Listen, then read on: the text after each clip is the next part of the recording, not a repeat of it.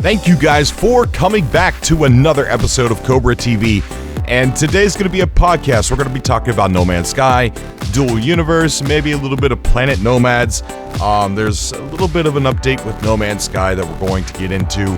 Also, a shout out to Esynth, who is the gentleman who is responsible for taking the pictures with the rings around the planets and sharing them on PS4 to a community, which the person that I linked, I did not give credit to that person, but he's the owner of the community, or he runs the community, and so therefore questions could have been directed to that person. But Esynth is the person responsible for taking those pictures, and congrats, bro, really good pictures. Wish I could have got some from space though.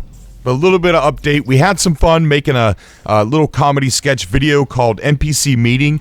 It was really fun to make. I did all the voices except for the girl in the beginning, but it was just a fun way of pointing, some things out, and not even being serious at all, pointing things out. But it was just fun. I enjoyed making it, and I do plan on making another one.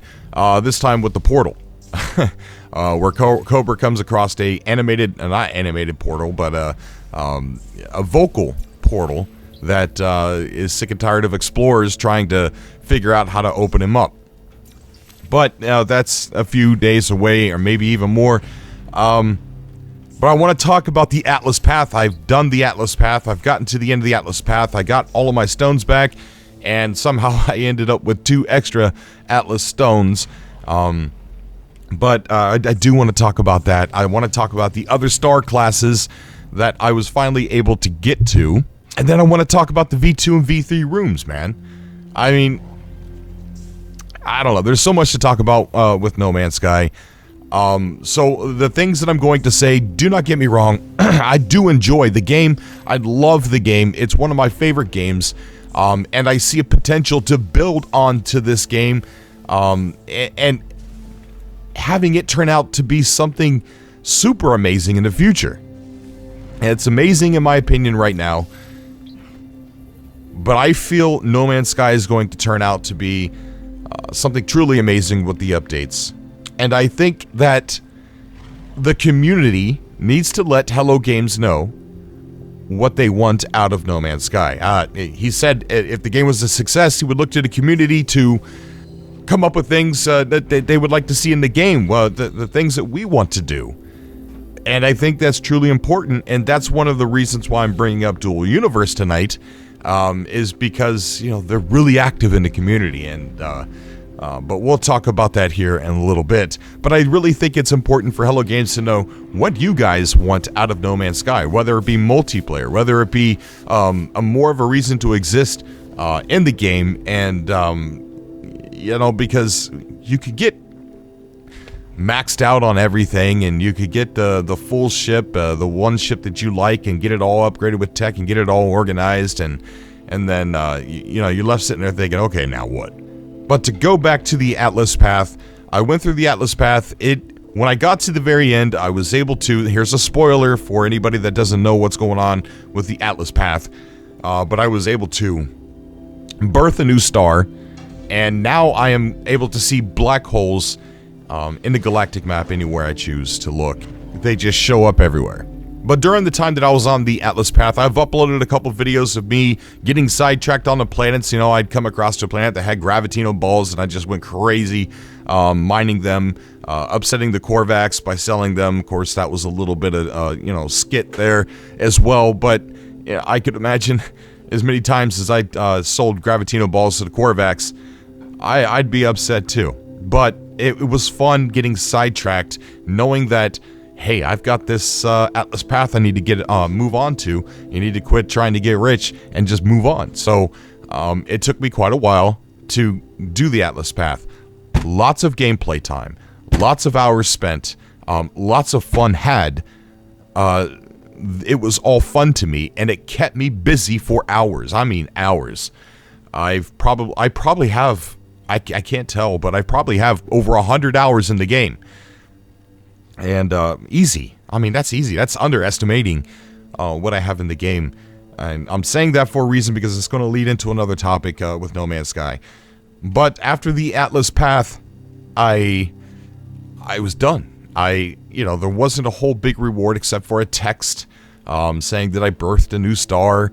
There was the fact that I could see black holes now, but with me being so sidetracked and worrying about Gravitino balls and not interacting with the NPCs that much and fooling around making funny videos, doing other things in the game, I've only got the second warp reactor, Tau, and so I've learned that in the galactic map, and this is one of the things that kind of irked me a little bit, and I'm not even sure why, and I don't even know if I'm alone in this, but I looked in the galactic map. I say, okay, I've been stuck in these F-class star systems forever.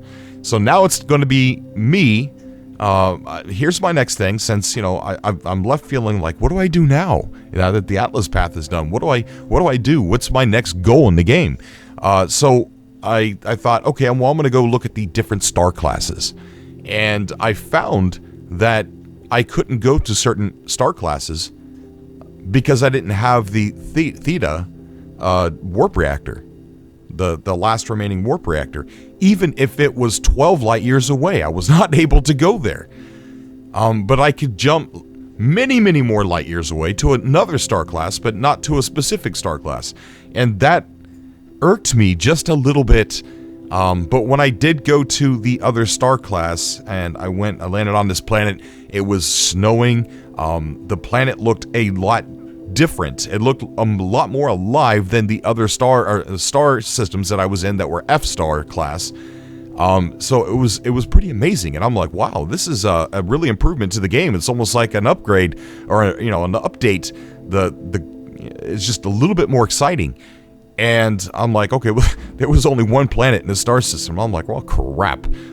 So I went back out to the galactic map. I'm like, okay, well, now that I'm in this cluster, let's go ahead and go to the next one. And lo and behold, more F-class. So I thought, of course, it's me only thinking, but I thought that I could, now go towards the center of the Euclid galaxy within these S-star classes, or I mean the new star classes. And it's not the case. It went right back to F, and that's okay, because I could go into free exploration and look for those other star classes that I can warp to. But it really upset me that a star right next door I could not jump to unless I had the final warp reactor.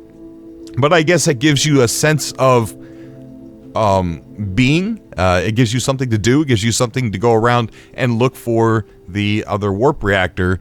But of course, it seems like every blueprint they've been giving me is ones that I already know, and it's kind of weird.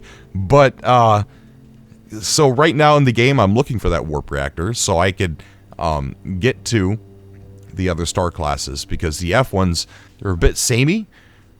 But after I seen what the other star class that I went to, the real snowy planet, wow, I cannot wait to travel to more like that.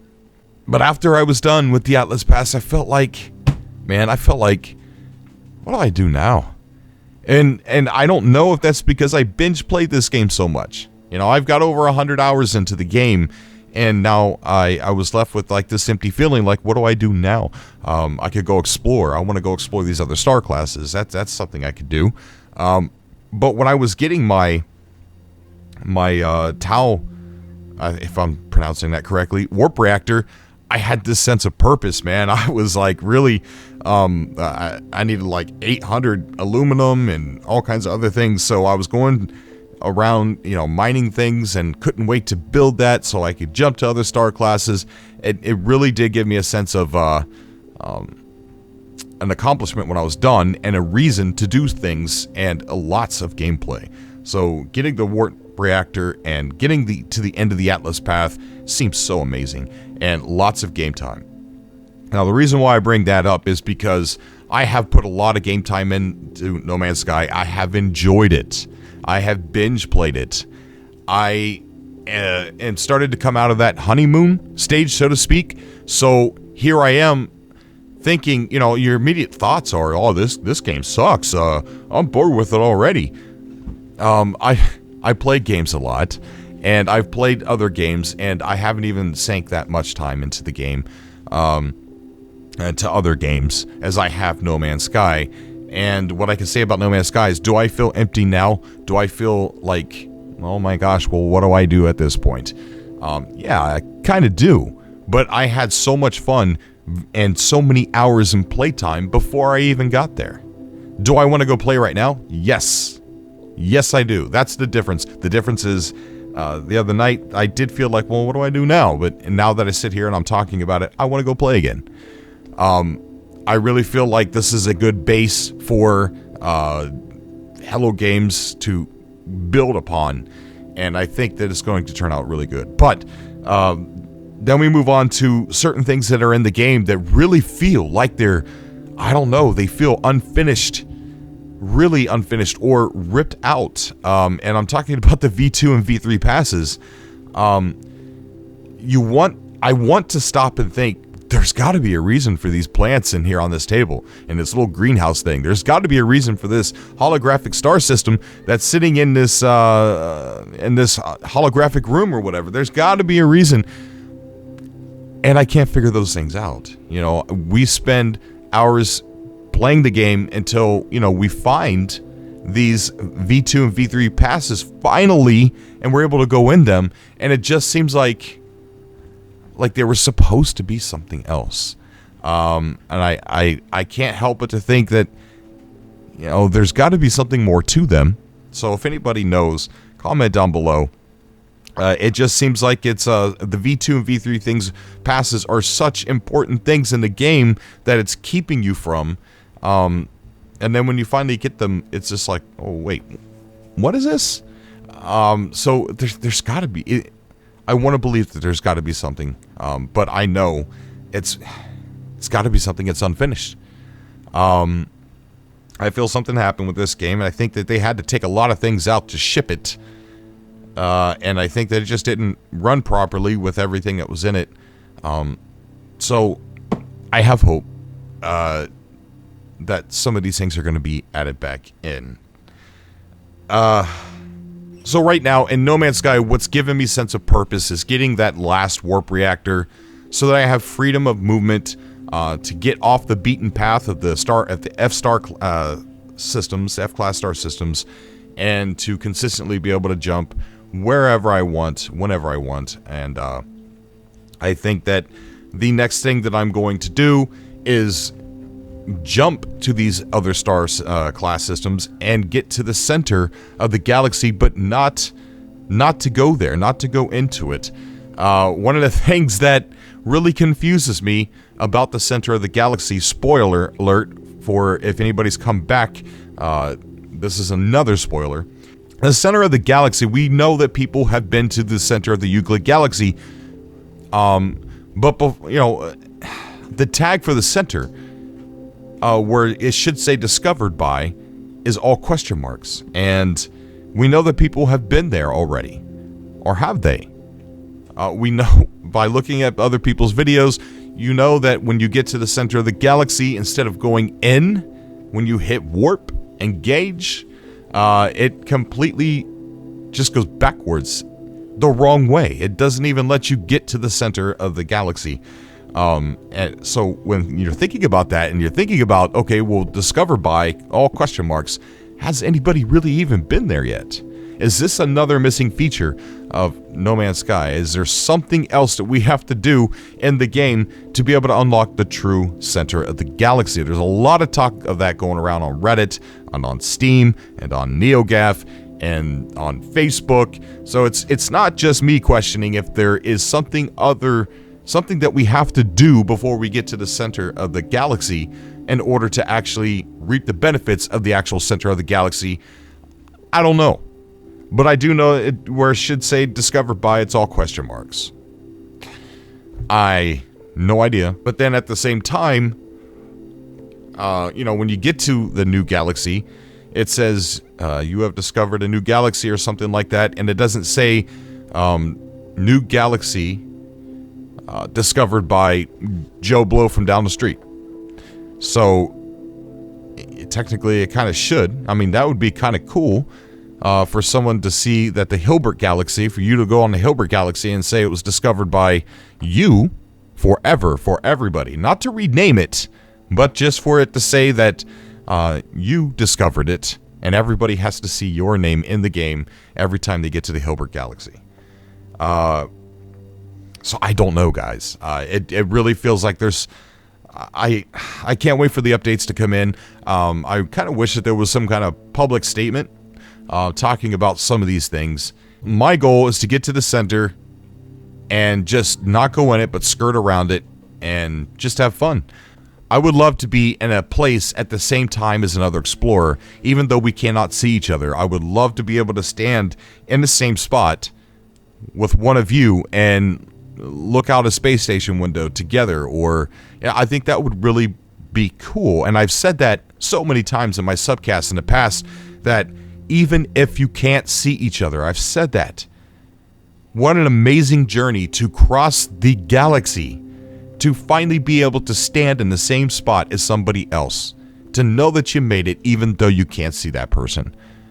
And I think that it's a journey. It gives you a sense of purpose. It gives you, you're not just trying to look for pretty and unique things. You're on a journey. You're on an adventure. And you're attacked by pirates along the way. But updates are going to come. There's one that's being talked about right now. It's brewing. On nomansky.com, they talked about features coming soon. And Paul Weir, who is the sound director for No Man's Sky, was tweeted by one of my good friends, Peaceful Gamer. And he tweeted a video, I believe, to him, Peaceful Moments. It's a video on YouTube. Go check him out, Peaceful Gamer. And Paul Weir responded by saying, very nicely put together. They'll hopefully be updated and new audio coming along soon. So one of the things that I've noticed is in the game, a lot of the animals sound the same. And I've also noticed that a lot of them even look the same. To know that more sounds are going to be updated, more audio is going to be updated in No Man's Sky soon, according to Paul Weir, who's in charge of that. It's just weird. It's weird that, the game hasn't been out very long, but we have all binge played it. You know what I mean? And a lot of us have traveled very, very far. And I think that, adding this stuff in now is just, I don't know, maybe it'll give us a sense of purpose to go back, or to maybe even restart our journey, and maybe even delete our save file and restart after all these things are added back into it. The variations of the animals, the different sounds that Paul Weir's talking about here. I don't know. I might. I'm going to be playing it here on PC pretty soon, so I'm going to be starting my journey over. I'm going to be playing around with the mods a little bit too on PC. But at the end of the day, I enjoy it. I really do love playing No Man's Sky. I want to move on to Dual Universe for a little bit, and why I'm excited about Dual Universe, and why I'm starting to become a little bit okay with a subscription price. I interviewed the developer, JC, from Nova Quark, who's making Dual Universe, and some of the things that he said to me really stuck out to me, and it's... I asked him about transparency for along the development, instead of trying to keep features a secret, or things that you could do a secret, because what happens is a lot of gamers will fill that in, including myself, will fill that in with my own imagination on what they're not telling me, and that's a natural reaction. That's just who we are as people. You're not going to tell us, and I'm going to ponder on it. And I'm going to ponder. I'm like, I know what you mean. That's pretty cool. That's going to be in the game. But with Dual Universe, they are going to be transparent every step of the single way. When they create something new, they're going to show you. When they create more, features to the game, they're going to upload a video showing you. They've already demonstrated how their servers work and how they can fit so many people into their servers. It's literally like a one universe. Everybody's going to be in the same universe at the same exact time. There are going to be space stations so big that it's going to take a community of people to build. Not just one person can build one of these space stations. We're talking about space stations that are, they could be the size of a freaking planet, like large community space stations that you can live in yourself, and you could help build, you could help work on, you could help design, you could help protect from other players. But another thing that's got me piqued about Dual Universe is that they got the foundation, okay? They've got the fact that they could fit that many players in the game. They created the technology for that first, and now they're building a game around that technology, around the networking technology, around the multiplayer technology, and they're building a game around that, and they're asking the community. They're involved with the community. What do you want in this game? Tell us what you want. Help us make this game. We're going to be transparent, and we're going to show you every single step of the way. They're not worried about us seeing too much of the game before it's finally released. He said something along the lines of, we have to show people because that we can do these things that we say, because if we don't, no one will believe us, and rightfully so. Much respect for that comment alone. And the $15 a month or the subscription, they haven't really gotten into their price. I think on the Kickstarter they said something about like $10 a month. I don't know. They're also talking about having a free part of the game that you could get in and play for completely free, but you can't access the entire game unless you get into the monthly, which is kind of good, because let's say you can't afford the next month or that month or whatever, you could still get in and kind of play, maybe fly your ship around, I don't know, just not interact with a bunch of other people. But the constant payments that they're going to be getting, I think it better actually improve the game as time goes by, the constant flow of income. And he said as much too in the interview as well, that we'll be able to afford to continuously update the game on what the community wants. And this is from the get-go. This is right from the freaking start. This is not, if the game is successful, they're going to update the game what the community wants.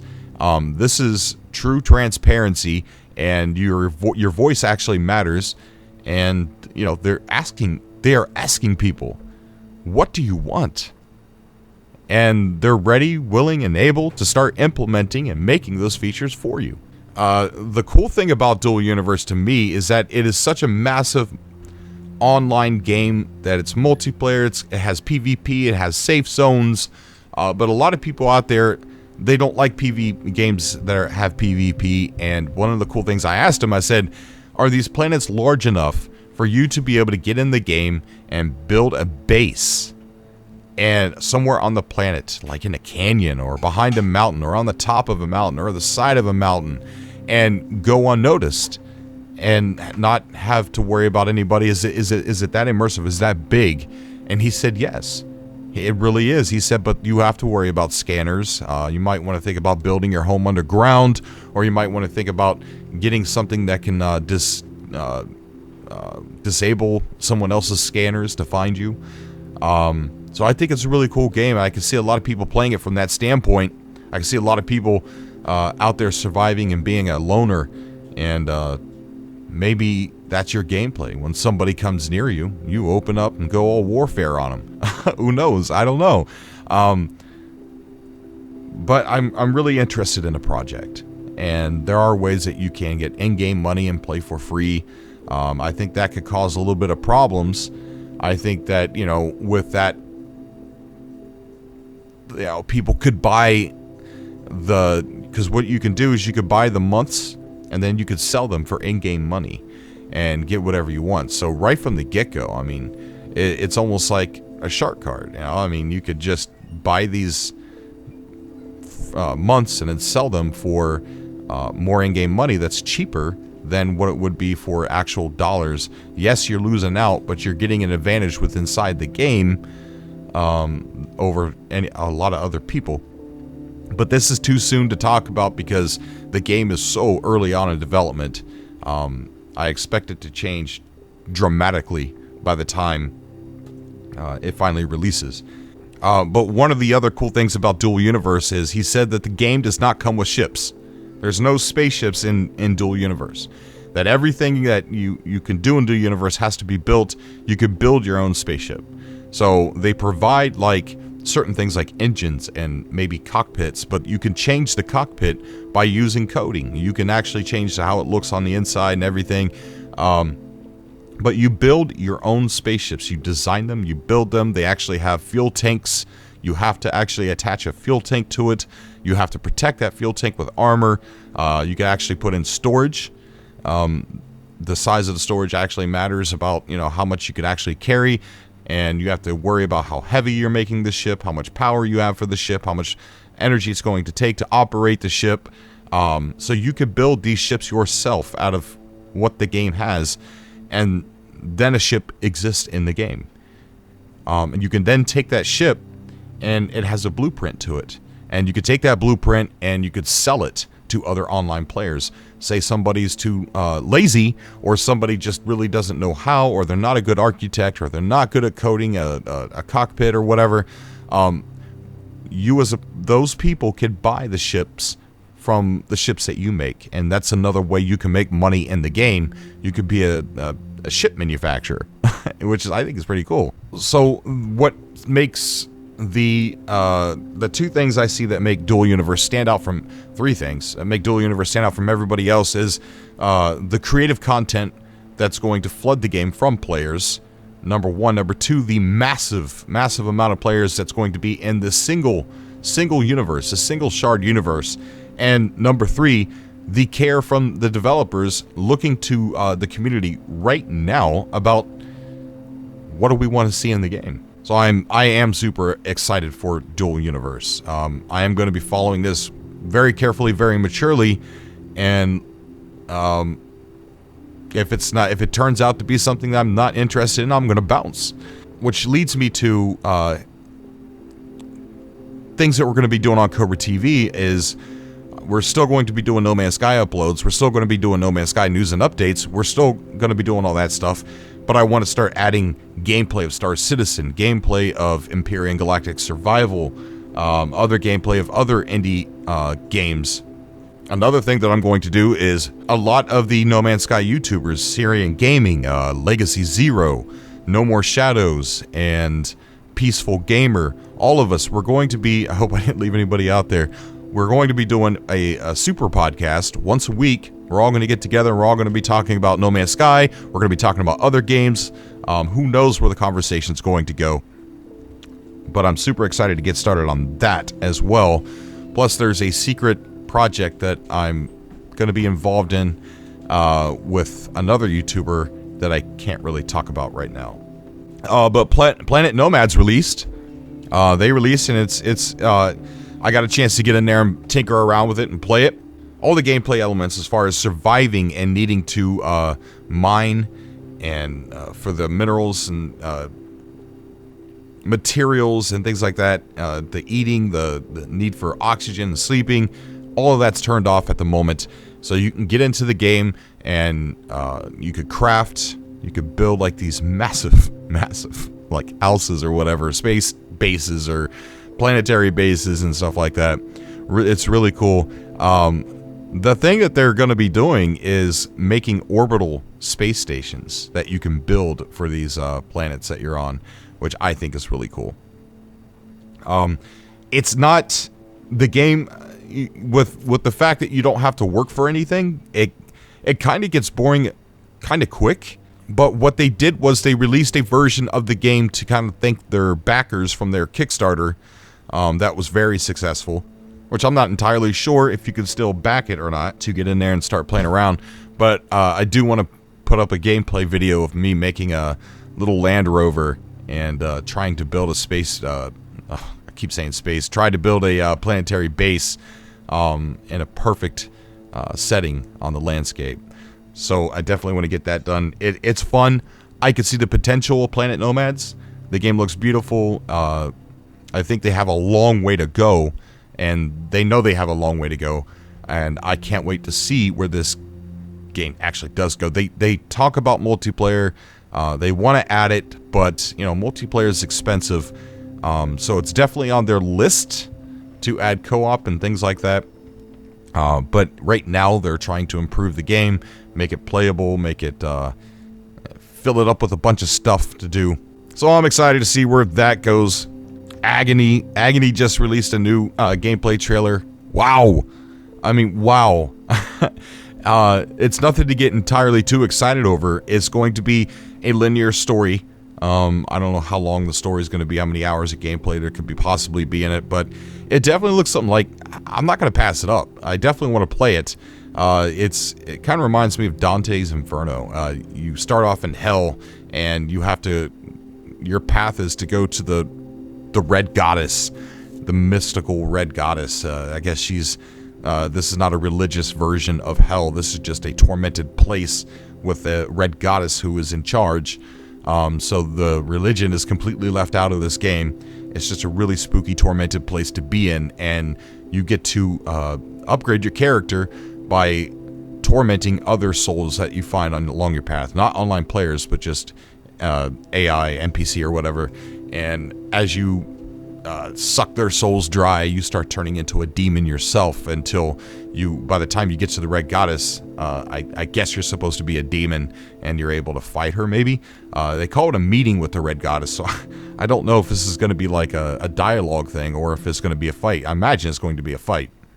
Well, I'm definitely going to do a Indie TV spotlight on the new gameplay and talk about it a little bit. And also a lot more dual universe coverage and some Infinity Battlescape coverage as well. But anyways, guys, I know this is long-winded. I'm going to go ahead and leave it here. I thank you guys for the support. I thank you from the bottom of my heart. Those of you that are still supporting this channel is going to go into many, many different ways. Still No Man's Sky at the forefront, but I want to upload content every single day. I want to upload gameplay of other games, sci-fi, indie games mostly. As always, I love you guys. Thank you for the support again. I will see you all in the next video. Until next time.